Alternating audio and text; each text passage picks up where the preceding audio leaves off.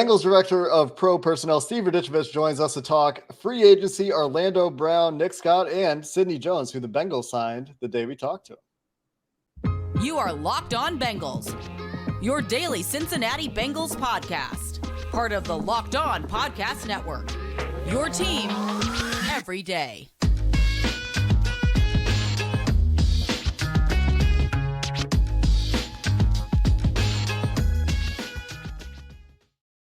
Hi again, everyone, and welcome into another edition of the Locked On Bengals podcast. He's Jake Liscow. I'm James Rapien.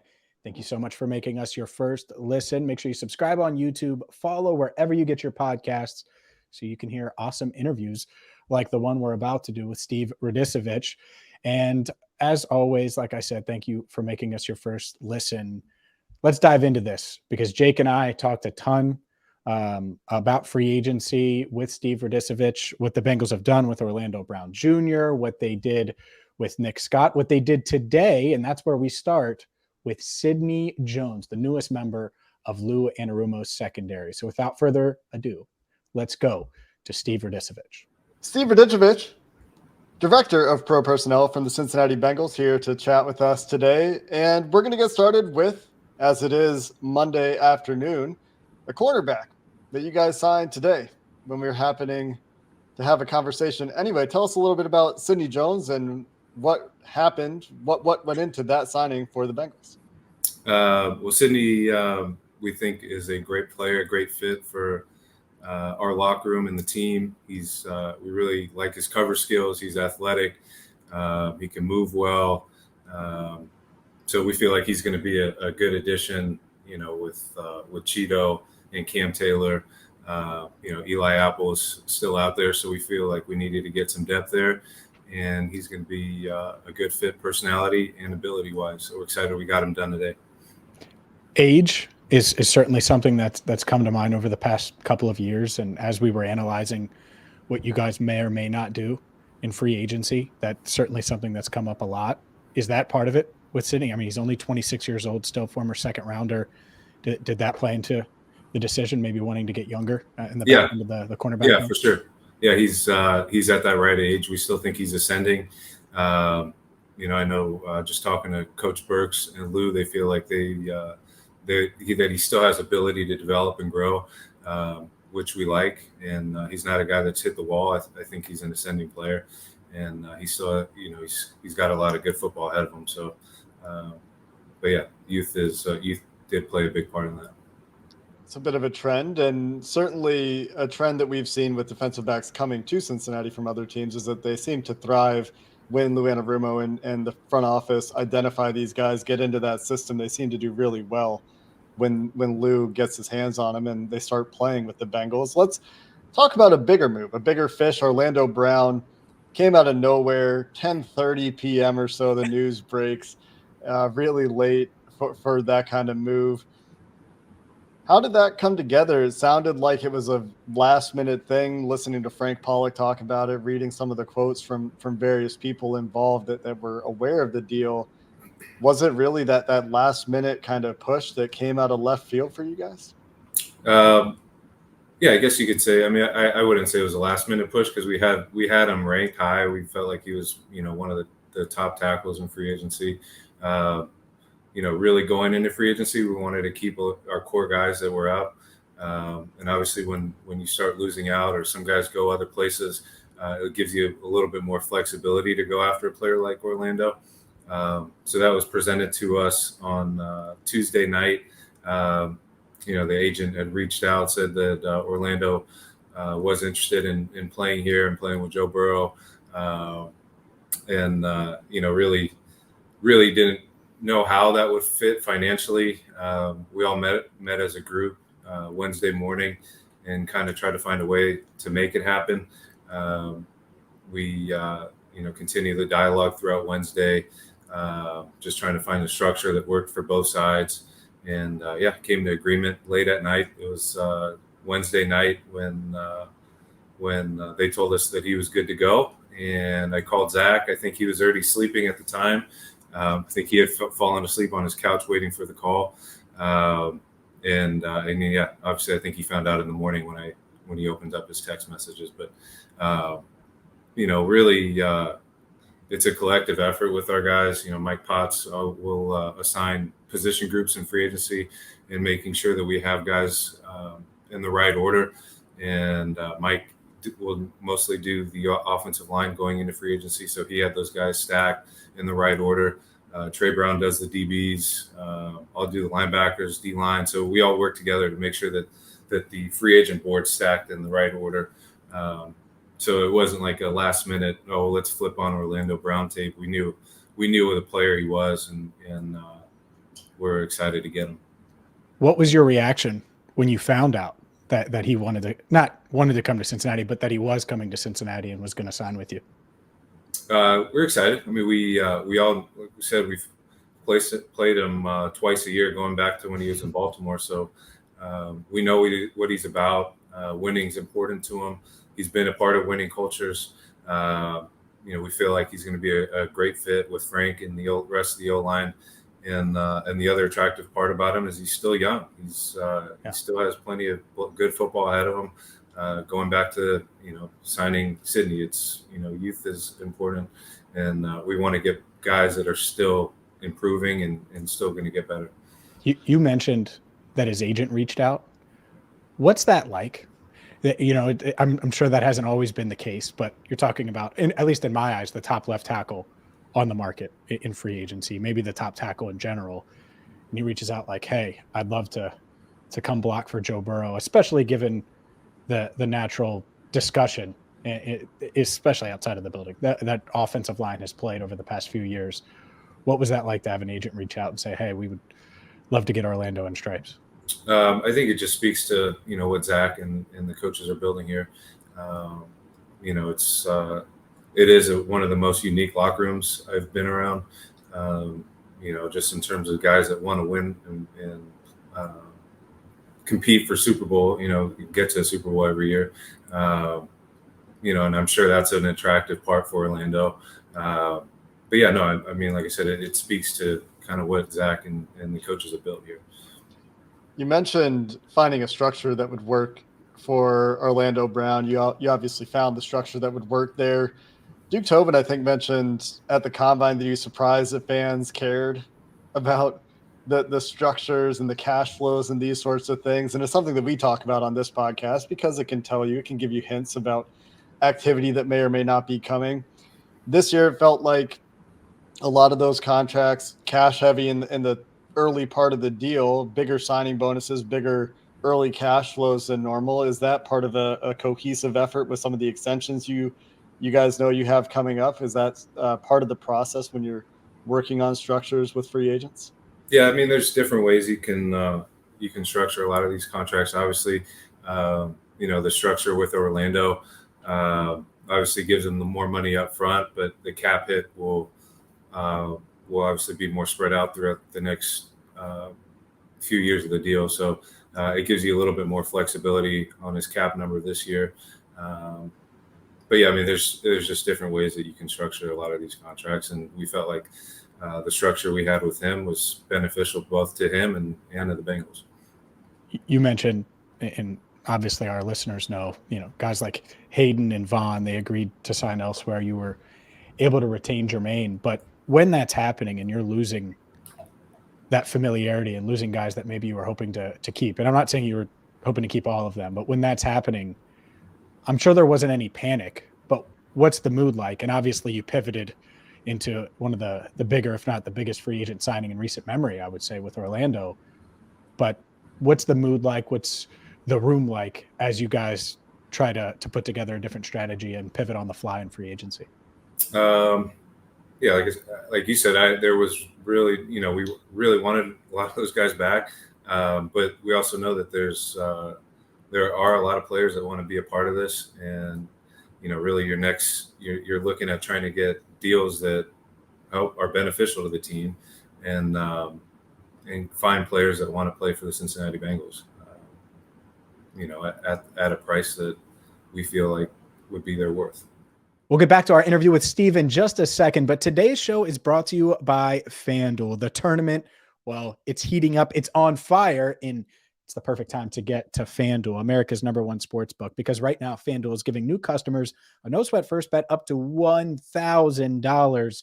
That's up to $1,000 in bonus bets back if your first bet doesn't win. So just go to FanDuel.com/lockedon and sign up today to claim your no sweat first bet. That's FanDuel.com/lockedon. You can bet everything from the money line to point spreads. You can do a same game parlay and so much more. So go there now. No sweat first bet up to $1,000 with FanDuel.com/lockedon. Make every moment more with FanDuel. Was it quite a lot of pivoting early in the process? Were there surprises that came up and you guys felt like you were pivoting more perhaps than in previous years? Or is it kind of business as usual in free agency with, that's just the way the business works? Yeah, I think that's just the way it is for most organizations, which is why it's so important to make sure that you have your players stacked in the right order at every position group, because you just never know how it's going to go. So, yeah. How crazy is it? Is it he's off the board and we have to go to this next guy? Is it, I'm just trying to give our listeners an idea at least, because they've all done fantasy football drafts and auction draft. That's completely different, I know, of course, than free agency. But how is it? How much time is there to pivot and move on the fly and start making calls and go to that next guy, or how does that part work? I would say it's probably a little bit more different this year, just in terms of the agents reaching out to us to see if we had any interest before they go somewhere else. But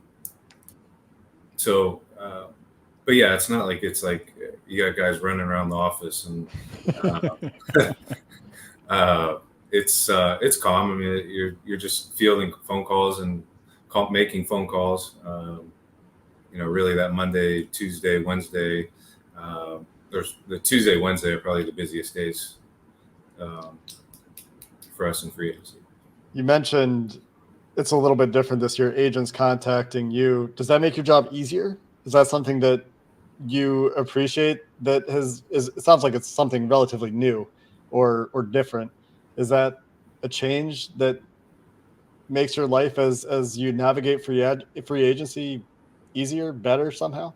Yeah, it's definitely helpful. And, Trey Brown was a huge help for us this year as well. Fielding phone calls, making phone calls. But yeah, it's definitely helpful when you have as much interest as we've had, the last 2 years really in free agency. And it seems to be growing, which is great. Free agency is one of the biggest months, I would say, of our year, and that includes, runs to the Super Bowl and AFC Championship game, because of all of the speculation and talk and potential of adding this guy or that guy, and people love it. Do you feel any of that outside speculation talk at all? Do family and friends send it to you? Do they know not to? How much of that is known going into it and during it when, the rumor mill is heating up? Yeah, I honestly, I don't pay much attention to it. So yeah, my family stays pretty much out of it. Gotcha. No, that's probably the way to go. I don't think that you would want to see all of this stuff. I was just kind of curious, because in this day and age, I feel like it's hard to avoid it all. Yeah. I mean, I'll see stuff, and I'm sure there'll be some random text that I get about a rumor that a player that we're talking to that we're not. And but yeah, I mean, there's always stuff that I feel like people just throw out and hope it sticks. I like the Zach Taylor kind of laughing about the Zeke thing. Like sometimes I hear about these things from you guys, and that's the first I've heard of it. Yeah. I imagine that must be somewhat commonplace for you, because you know what you're doing, and then you got a bunch of people guessing at what you're doing, and you got fake rumor accounts on Twitter that are propagating literally just stuff they make up sometimes, and then it turns into a thing like, what do you think about this rumor? And I'm like, well, somebody just made something up. It's not really a rumor. Let's talk a little bit about the safeties you guys brought in. Nick Scott, Taylor Rapp, teammates on back-to-back days with those visits there. How's that fit feel for you? Let's start with Scott, the fit there coming into the building with Dax, the heir apparent, and those appearing to be your safety tandem to start next year. Yeah, Nick is another guy that's about the right stuff. He's all ball, wants to win another Super Bowl. He also wanted to get closer to the Midwest where his family is. So he really was excited on the visit. Great personality. With the things that we like about Nick as a football player, he's rangy. He's a really good athlete, and he will throw his body around as a tackler. We do like the instincts there. So just in terms of, looking for a guy that's about the right stuff, he's smart. He's going to be able to make the calls on the back end. We felt very comfortable going with him. Taylor Rapp's also a great player, and we would have loved to have him. He's great on the visit. But yeah, both those guys, like I said, fit kind of the personality, the type of locker room, the type of players that we're trying to bring in. And so, yeah. Was it weird talking to those guys on back-to-back days? Obviously, conversations with Nick didn't stop when he left the building on Thursday, and then his teammate that he won a ring with on Friday was in the building. Is that unique or just business as usual? Yeah, no, I think it's just business. Obviously we lost Jesse and Vaughn, so we lost two safeties. So yeah, it didn't work out with Rap, but we're excited that we got Nick, and it wasn't awkward by any means. Talking about this stage of free agency at this point, you feel like you've got your starters. Jermaine Pratt's back, Nick Scott's in the building, Dax Hill was drafted last year to be a safety that could potentially start for you in the future. You feel like a lot of those spots pretty well filled. You had Sidney Jones for corner depth today as we're talking to you. What is this stage of free agency like for you? I know you were at pro days all week last week. Is the focus shifting at this point, or is it still feeling out those last few free agency moves that you guys want to make? Yeah, I still think obviously we'll keep chugging along here, and if there are players that would fit what our needs are and fit again what we're looking at in the locker room, we're never going to turn away bad players. So we'll keep looking at different options to maybe try to fill some depth before the draft. And then next month really will be focused on draft prep and draft meetings, bringing some college players in, trying to get a better feel for them before the draft. We'll continue with Steve Radicevic in just a second, but today's show is brought to you by Built Bar. Built Bar March Madness in the bracket, well, it's here. So if you have a favorite bar or puff, and we know you do, you need to get to builtmarchmadness.com to vote for your favorites, because when you vote for your favorite Built Bar or favorite Built Puff, you're going to be entered into a drawing where 50 lucky Locked On listeners will get a free box of Built. And not only that, but one Locked On fan will receive a 12-month subscription to Built, and you can have those Built Bars, those Built Puffs delivered directly to your house for 1 year for free. So you got to try Built and go to builtmarchmadness.com to get in on the action today. You're talking about the number one protein bar on the planet, covered in 100% chocolate, high protein, low sugar, low calories, perfect for you. Again, builtmarchmadness.com to get in on the action. As you're going through free agency and just looking at two areas where you lost guys, you lose Samaje Perine to the Broncos. Obviously, Hurst signed with the Panthers. That is known, at least those two spots are known as deep position groups in the draft.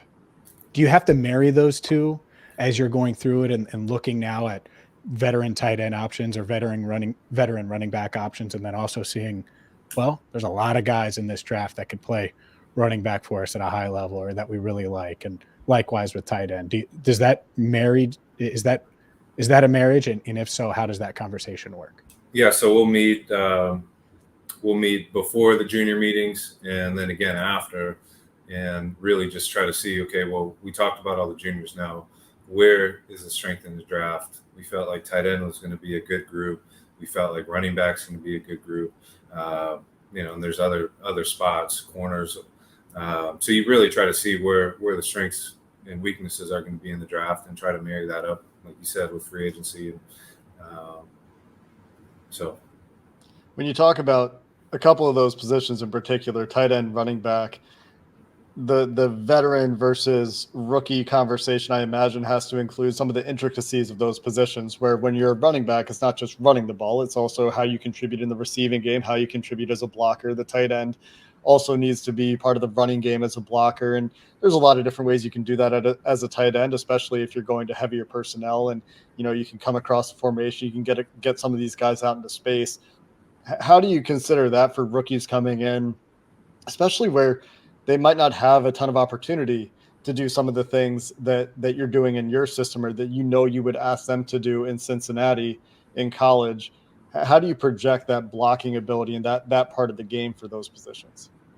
I would say running backs probably a little bit more difficult just because it's hard to find backs in college that can pass pro and do it at an elite level. That's always a trait that I feel like gets developed when they're in the pros. So yeah, I mean that's like I said, that's a trait that I feel like comes along with experience in the NFL. And tight ends, I feel like that's also a spot probably that takes some time for guys to develop a little bit more than others. But yeah, I mean, like I said, I feel like this draft, and there's still guys in free agency that are available at those spots that will be able to help us out. Is that still, I guess it's always being considered, right? I'll just be veteran running backs, veteran tight ends. That's still in the mix free agency wise, even though you haven't added one yet. Yeah, I would say we're looking at all options there, and there are some interesting players still out. You sure you don't want to break any news right now? No, Steve? not yet. Okay. I just figured I'd give you the option. Not yet.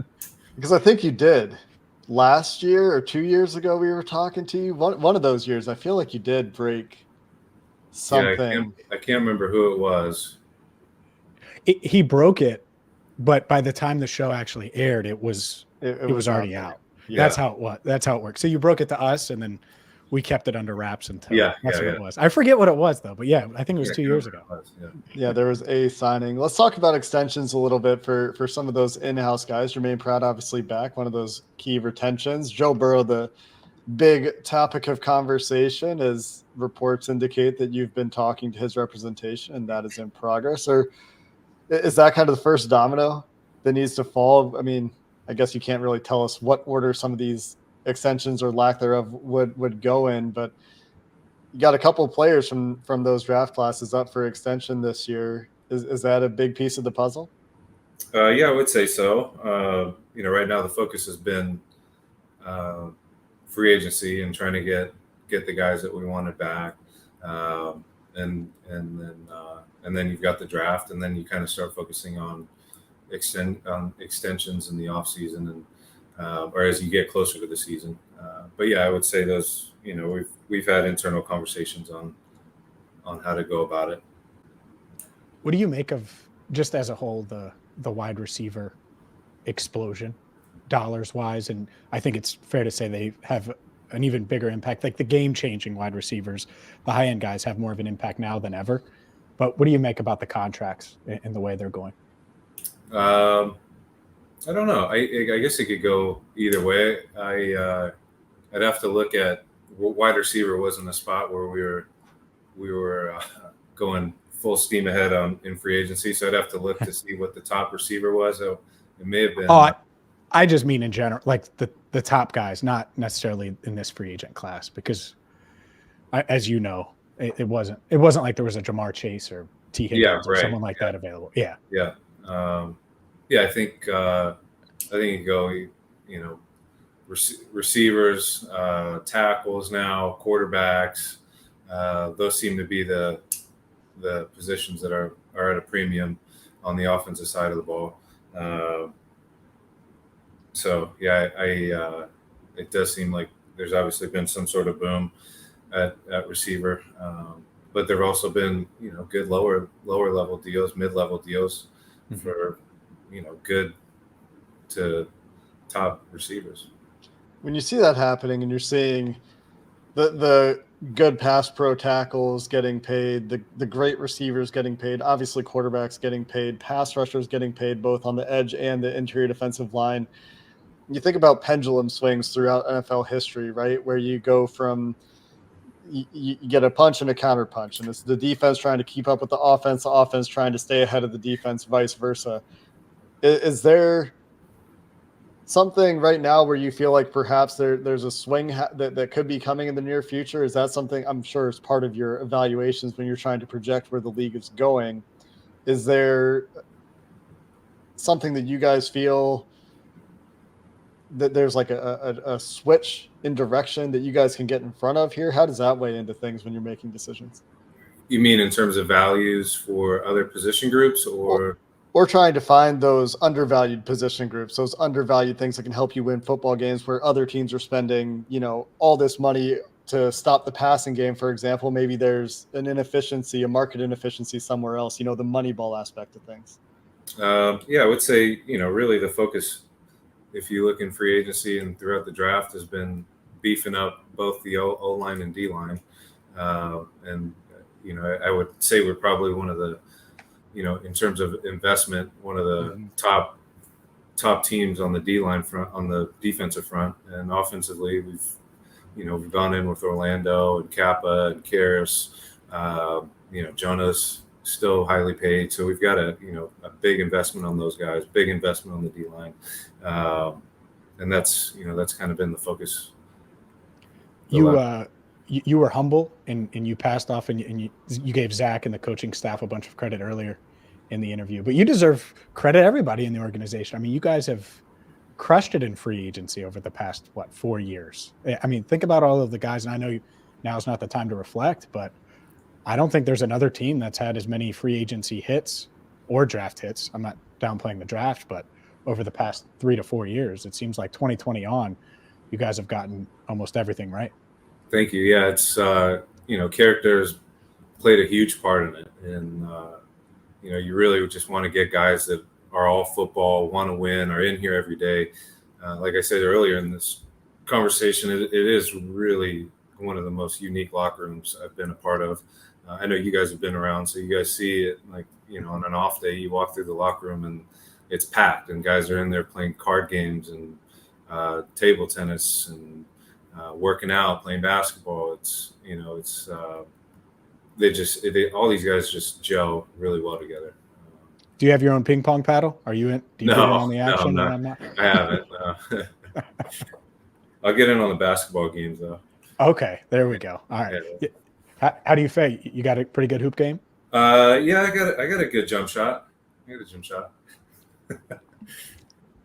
Well, Steve, we appreciate the time today, and sounds like things got, agents reaching out to you, you got the locker room chemistry, you got all these things working in your favor. And like James said, it's been a great run of success. We look forward to seeing that continue as the off season goes on, and we appreciate all the insight and time.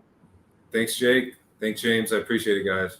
Great stuff from Steve Radicevic. Really appreciate him and Emily Parker of the Bengals for taking the time, getting him on the podcast. I think he slept, Jake, probably a total of about 7 hours over the past 3 weeks, because there's so much that goes into it behind the scenes, and really appreciate him. And it does feel like that the Bengals are going to make some more moves in free agency, maybe not big splash moves, maybe depth signings like the Sidney Jones edition, but we will discuss that and so much more on our next show. So make sure you hit that subscribe button, ring the bell on YouTube, also follow wherever you get your podcasts.